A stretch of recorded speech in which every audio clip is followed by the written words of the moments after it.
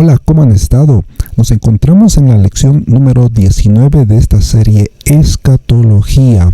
Antes de continuar, no olvides suscribirte y darle like al video para que el algoritmo de YouTube nos siga promocionando con este tipo de estudios bíblicos. Empezamos. Los gentiles en la tribulación, la persona y el ministerio de la bestia, la cabeza del imperio. La Escritura dice mucho con respecto al individuo que aparecerá en el tiempo del fin como cabeza de las potencias gentiles en su federación de 10 reinos. Su obra, su persona, se presentan en Daniel capítulo 7, versículos 7 al 8. Vean en la imagen allí una bestia que está persiguiendo a las personas. Lo comprenderemos más adelante. Daniel capítulo 7, versículos 7 al 8 se lee: Después de esto miraba yo en las visiones de la noche, y he aquí la cuarta bestia espantosa y terrible, y en gran manera fuerte, la cual tenía unos dientes grandes de hierro, devoraba y desmenuzaba, y las sobras hollaba con sus pies, y era muy diferente de todas las bestias que vi antes de ella, y tenía 10 cuernos. Acá podemos contar los 10 cuernos: 1, 2, 3, 4, 5, 6, 7, 8, 9, 10 cuernos, que son la representación de 10 reyes, como lo veremos más adelante. En Daniel capítulo 7, versículo 8, se lee: Mientras yo contemplaba los cuernos, es decir, los 10 cuernos, he aquí que otro cuerno pequeño salía entre ellos, y delante de él fueron arrancados 3 cuernos. Y he aquí que este cuerno tenía ojos como de hombre y una boca que hablaba grandes cosas. Esa boca que hablará grandes cosas, hablará en contra del Altísimo. Daniel 7:20. Asimismo, acerca de los 10 cuernos que tenía en su cabeza y del otro que le había salido, delante del cual habían caído 3, y este mismo cuerno tenía ojos y boca que hablaba grandes cosas y parecía más grande que sus compañeros.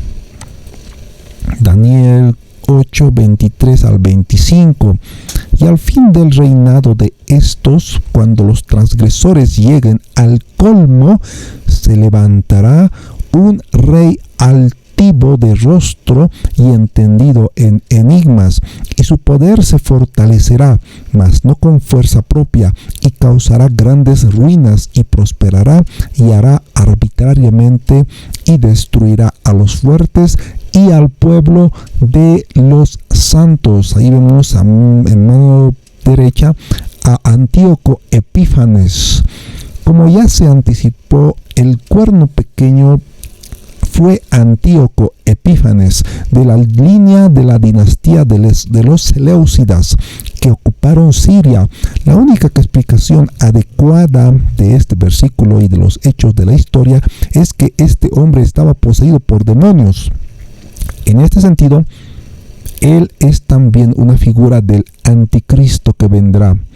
El Señor Jesús se refirió a él cuando dijo en Mateo 24:24: porque se levantarán falsos cristos y falsos profetas, y harán grandes señales y prodigios, de tal manera que engañarán, si es posible, a los escogidos. Esta aparición del anticristo estará precedida por una salida que podría ser interpretada como la salida de la iglesia o la partida de los santos con el Señor, como se puede ver en imágenes. En 2 Tesalonicenses capítulo 2 versículo 3 expresa: nadie os engañe de ninguna manera, pues no vendrá sin que antes venga la apostasía, es decir, la salida ¿de qué? La salida de la iglesia, y se manifieste el hombre de pecado, el hijo de perdición. Y como en un anterior video se había dicho, que acá se toma el estudio de Elvis Carballosa, en el que apostasía simplemente significa salida. Evidentemente en otros pasajes es una salida de la fe, es decir, es un apartamiento de la fe, pero en este caso simplemente la apostasía aparece sin un predicado, dice la apostasía, es decir, la salida, y el contexto de lo que está hablando es de la iglesia. Venga la apostasía, la salida de la iglesia, y se manifieste el hombre de pecado, el hijo de perdición. Recién se va a manifestar luego del arrebatamiento el hijo de perdición. Porque aquel día no vendrá. ¿Qué día? El día del Señor, no el arrebatamiento. El día del Señor no vendrá a menos que se cumplan dos condiciones. Sin que antes venga la apostasía, es decir, la salida de la iglesia de esta tierra, y en segundo lugar se manifieste el hombre de pecado, el hijo de perdición. Ambos factores deben tener lugar antes que el día del Señor pueda comenzar, y ninguno de ellos ha ocurrido todavía. Una vez que ocurra, el día del Señor habrá empezado. Sobre el día del Señor les pido que puedan ver un video, creo que es el número 5, en el que se explica acerca del día del Señor, a partir de cuándo comienza y cuándo termina el día del Señor. Simplemente para sintetizar, en este momento el día del Señor será un tiempo de juicio en el que el Señor intervendrá en la historia de la humanidad y comenzará con el traslado de la iglesia al cielo, al encuentro con nuestro Señor Jesucristo. Surgirá el imperio romano, por cuanto será un gobernante del pueblo que destruyó a Jerusalén.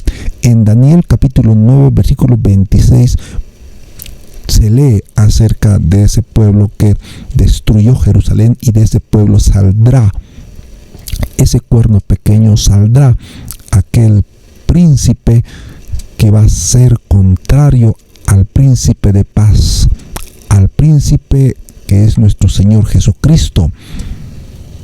El anticristo será la cabeza de la forma final del dominio gentil mundial, porque estamos viviendo, como ya lo hemos dicho, en el periodo del tiempo de los gentiles, y él será la cabeza de la forma final del dominio gentil mundial, por cuanto será como un leopardo por su agilidad, un oso porque destruirá, y un león porque se hará pasar como rey, como el rey de reyes, pero él será un falso, porque el verdadero rey de reyes y señor de señores es nuestro Señor Jesucristo.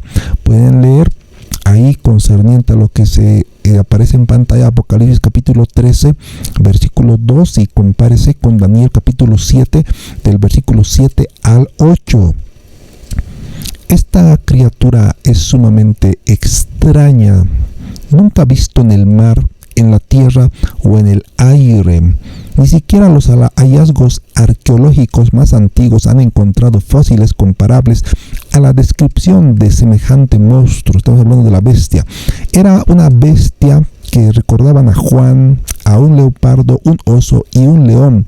Esta descripción nos lleva a la ya mencionada visión del profeta Daniel que vimos en el capítulo 7 de su libro.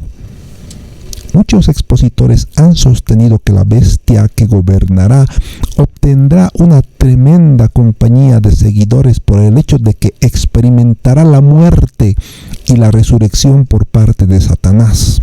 Algunos han sostenido que la bestia será la reencarnación de Nerón, otros la reencarnación de Judas. Como punto número 1, puntualicemos en Apocalipsis capítulo 13 versículo 3 y Apocalipsis capítulo 17 versículo 8, la bestia se explica como el reino compuesto. La referencia a la sanidad parece ser el resurgimiento del poder en el reino gentil que había estado muerto por mucho tiempo. En segundo lugar, Satanás es llamado el ángel del abismo en Apocalipsis capítulo 9 versículo 11. De manera que, a Apocalipsis capítulo 17 versículo 8 no enseña que la cabeza del imperio salió del abismo, sino más bien que el imperio mismo surgió del abismo por obra de Satanás. Y tienen por rey sobre ellos al ángel del abismo, cuyo nombre en hebreo es Abadón y en griego Apolión. Apocalipsis capítulo 9 versículo 11. Otra característica que diferencia a estas langostas que van a salir del pozo del abismo de las langostas comunes es que estas langostas tendrán un rey sobre ellas. Este rey se menciona aquí. Es uno de los ángeles caídos, de lo que nos hace pensar que es el hombre de confianza, el secuaz principal de Satanás, y a él se le permitirá por primera vez encabezar esta invasión de langostas a la tierra. Será algo verdaderamente aterrador. Las langostas van a estar acá en la tierra, estas langostas que se describen en el libro del Apocalipsis. Como punto número 3, las escrituras revelan que los hombres saldrán de la tumba al oír la voz del Hijo de Dios. No os maravilléis de esto, porque vendrá hora cuando todos los que están en los sepulcros oirán su voz, y los que hicieron lo bueno saldrán a resurrección de vida, mas los que hicieron lo malo a resurrección de condenación. San Juan capítulo 5 versículos 28 al 29. Satanás no tiene poder para dar vida. Por cuanto solo Cristo tiene el poder de resurrección, Satanás no podrá traer a alguno a la vida otra vez. 4. Los malos no resucitarán, sino hasta el establecimiento del gran trono blanco. Apocalipsis capítulo 20, versículo 11 al 15. Si un malo resucitara en esta ocasión, eso pondría a un lado el programa de la resurrección divinamente establecida por Dios. Es decir, en otras palabras, el juicio final, como se lo conoce así popularmente, no va a ser un juicio en el que van a comparecer tanto justos como injustos, sino todas aquellas personas que no tuvieron en cuenta a Dios en sus vidas van a comparecer ante el gran trono blanco que aparece en Apocalipsis capítulo 20, versículo 11 y 12, que popularmente es conocido como el juicio final. Podemos llamar la atención de las personas que nos rodean, las cuales no son cristianas, diciéndole que tú estás de acuerdo en que todos un día vamos a comparecer en el juicio final delante de Dios. Si la persona es creyente, va a responder con gran probabilidad, evidentemente sí, todos vamos a dar cuentas un día a Dios, y ese dar cuentas a Dios lo entienden que va a ser en el juicio final. Nosotros tendremos la ventaja de responder en ese momento diciéndoles que no todos vamos a ir ahí, porque ese juicio final, que es denominado en el libro de Apocalipsis como el juicio ante el gran trono blanco, las personas solamente son condenadas. En cambio, una persona que cree en Cristo va a comparecer delante del tribunal de Cristo. Y ahí llamamos su atención, algo que popularmente se creía, entonces no es cierto. No todo lo que se vaya a decir popularmente o por la mayoría quiere decir que sea cierto. El juicio final. Estamos hablando acerca del juicio final, el juicio ante el gran trono blanco. Apocalipsis capítulo 20, versículo 11 al 15. Es una visión del juicio final, el juicio de todos los hombres que sucederá después de la resurrección de los muertos.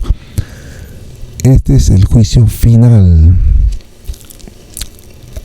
Al momento de este juicio, ya no habrá lugar para el mundo material en el cual nosotros ahora vivimos. Este mundo será deshecho por el poder de su creador. En 2 de Pedro, capítulo 3, versículo 10 al 12, el versículo 10 expresa sobre ese día: pero el día del Señor vendrá como ladrón en la noche.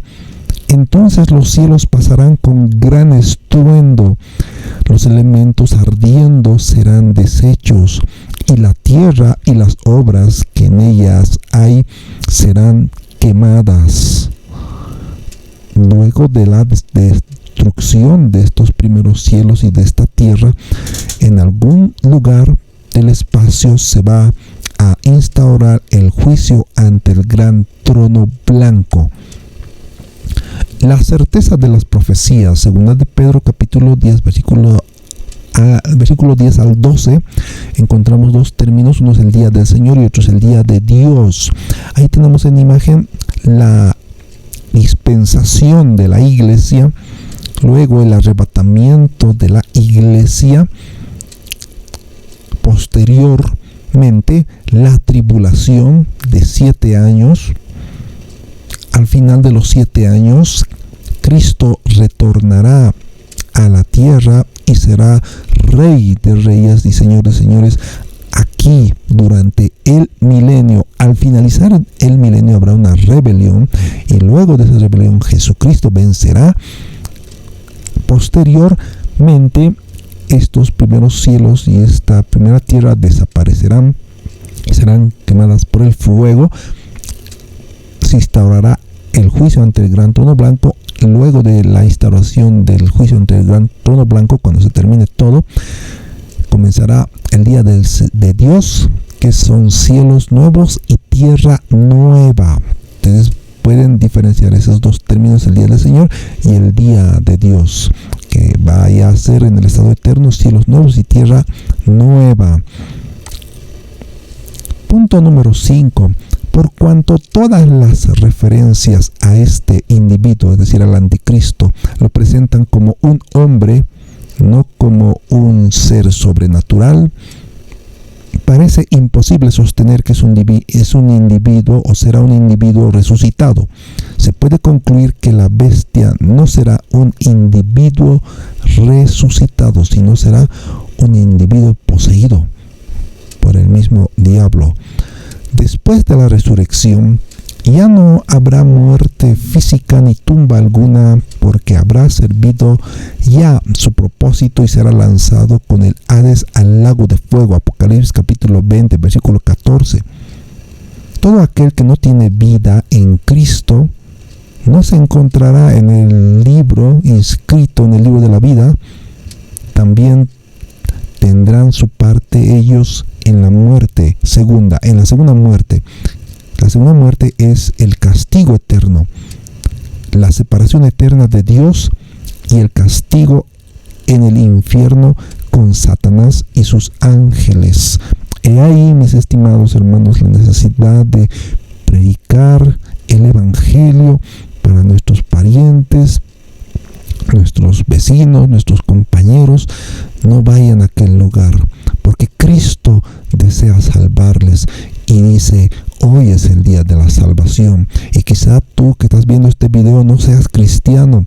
El Señor Jesús te está llamando para que tú lo recibas en tu corazón como tu Señor y Salvador de tus pecados y te entregues a Él tu vida, y no sufrirás parte del castigo eterno, ni una sola parte, sino que estarás eternamente viviendo con aquel que te amó en la cruz del Calvario. Es extraño que casi todos los pasajes que hacen referencia a las actividades de la bestia también incluyen un aviso de su condenación final. Debe ocupar un lugar amplio en el programa de Dios.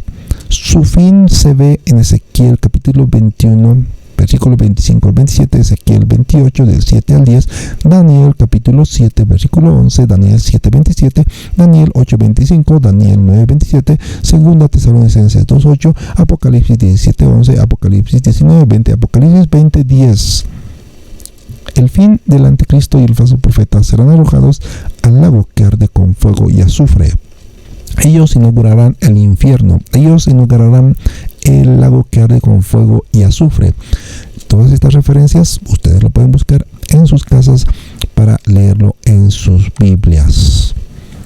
La escritura ha registrado solamente el fin de varios augustos, es decir, de los Césares, personajes malignos. Algunos fueron cubiertos por las aguas, otros consumidos por las llamas, algunos tragados por las fauces de la tierra, otros heridos por alguna enfermedad repugnante, algunos ignominiosamente asesinados, otros ahorcados, algunos devorados por perros, otros comidos de gusanos.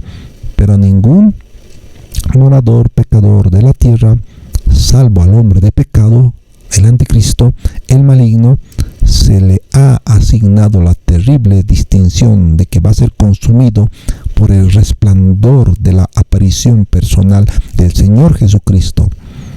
Tal será su inaudita condenación, en fin, que culminará debidamente de acuerdo a su innoble origen, su asombrosa carrera y su sin igual maldad habrá llegado a su fin y será destruido con el resplandor de nuestro Señor Jesucristo.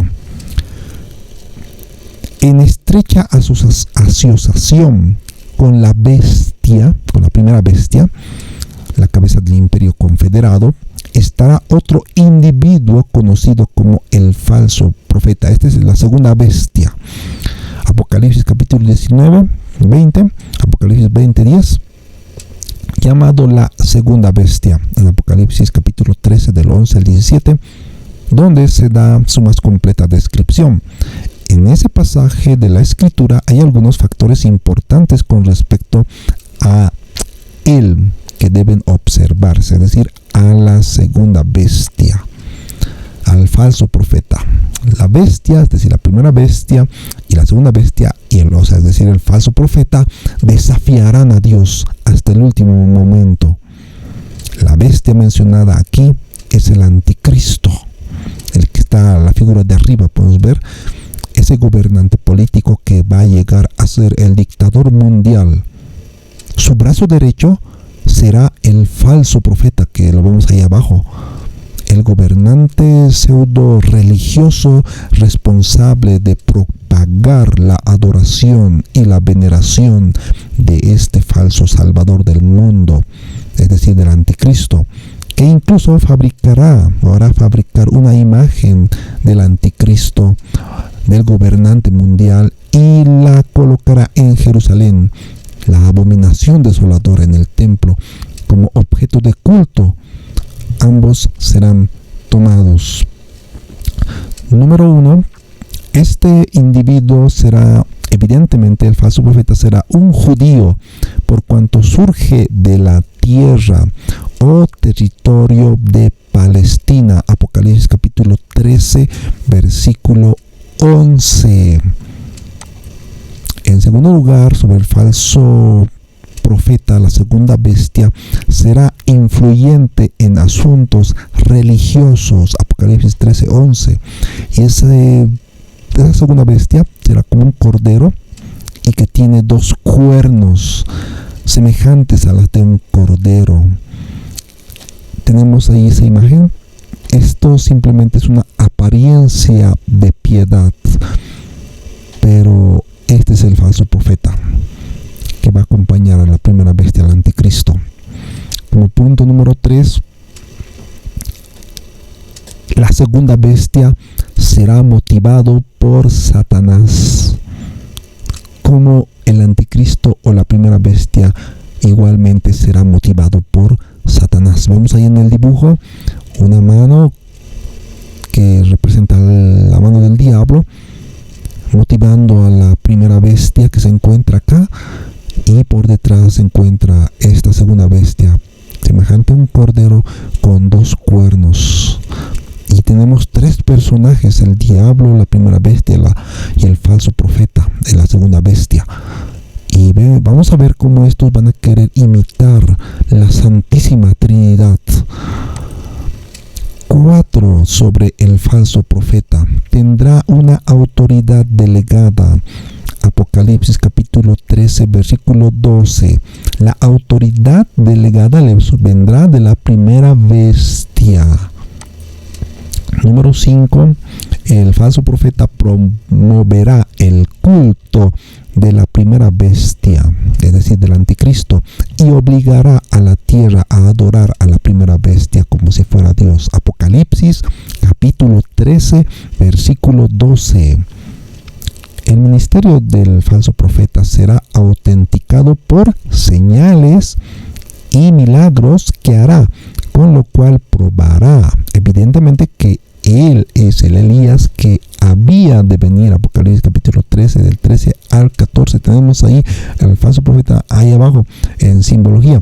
Y tenemos ahí el anticristo, que en un momento se dijo que este debía ser el Mesías que vino, pero si no me equivoco, él murió en uno de los bombardeos cuando se dio la última guerra civil entre Israel y los palestinos. Pero cuando venga el anticristo, realmente habrá un falso profeta y él promoverá la adoración de ese falso Mesías y tendrá éxito en engañar al mundo incrédulo. El culto que promoverá será un culto idolátrico. Tendrá el poder de la muerte para obligar a los hombres a adorar a la bestia, al anticristo, que tendrá autoridad en la esfera económica para controlar todo el comercio. Tendrá una marca que establecerá su identidad para todos los que vivan en aquel día. La marca es la marca de la bestia, que será implantada en la frente o en la mano derecha. Esta marca no es el domingo como señalan los adventistas, sino será una marca en la frente o en la mano derecha, como nos lo dice en el libro del Apocalipsis.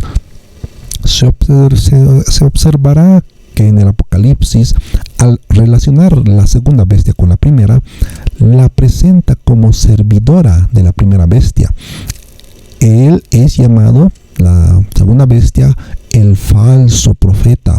Apocalipsis 16:13, Apocalipsis 19:20, Apocalipsis 20:10, que servirá, que ministrará en conexión con la primera bestia como su profeta o interlocutor. Se nos presenta de esta manera una trinidad satánica, la trinidad impía, como vemos en el lado izquierdo, la trinidad del infierno, el dragón, la bestia y el falso profeta. 3. Apocalipsis 13:16. El lugar que ocupa Dios lo va a asumir, entre comillas, Satanás.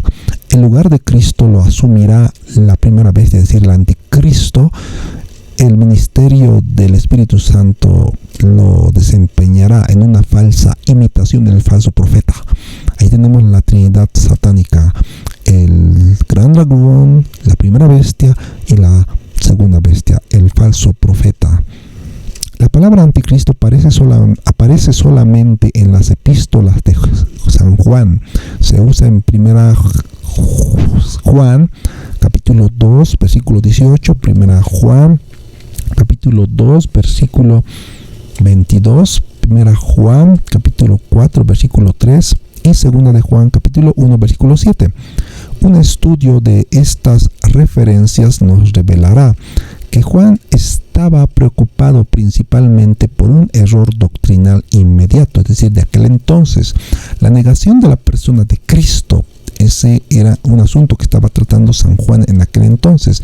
El hincapié no está en la revelación futura de un individuo, sino más bien en la manifestación presente de falsas doctrinas. Para Juan, el anticristo ya estaba presente y surge la cuestión entonces en cuanto a la relación entre el anticristo de las epístolas de San Juan y las dos bestias de Apocalipsis. Sin embargo, tengamos presente y leamos en nuestras Biblias, podemos abrir San Juan capítulo 1, primera de San Juan capítulo 2 versículo 18, en el que se hace distinción de el anticristo con el artículo determinado el anticristo y muchos anticristos. Primera San Juan capítulo 2 versículo 18: hijitos, ya es el último tiempo, y según vosotros oísteis que el anticristo viene. Acá está, el anticristo viene. Así ahora han surgido muchos anticristos. Por eso conocemos que es el último tiempo. Aquí San Juan hace diferencia con el artículo determinado el anticristo, una persona que va a venir, y también que han surgido muchos anticristos que niegan al Señor Jesucristo. La palabra anticristo aparece en contraste con falsos cristos en la Escritura. Estas palabras se usan en Mateo 24:24 y en Marcos 13:22. Sobre el contraste entre estas palabras, el autor mismo nos dice: el pseudo Cristo, falso Cristo, no niega la existencia de Cristo. Al contrario, se basa en las expectaciones del mundo con respecto a esa persona. Solo que él se aplica estas características a sí mismo y afirma de una manera blasfema que él es aquel que fue predicho, aquel en quien las promesas de Dios y las expectativas de los hombres se cumplen en ese falso anticristo que vendrá.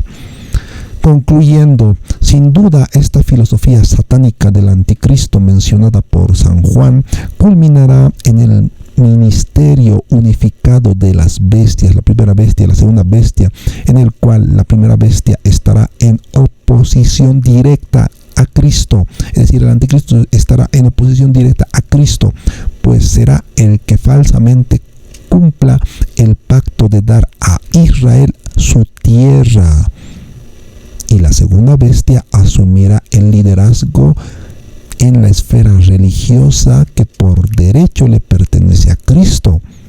Pero San Juan no está tratando de identificar a ninguna de estas bestias como anticristo, sino de advertir a cualquiera que negaran la persona de Cristo, que estaban andando en ese sistema que algún día culminará en la manifestación del sistema de iniquidad con las actividades de las dos bestias, es decir, la primera bestia, el anticristo, y la segunda bestia, el falso profeta.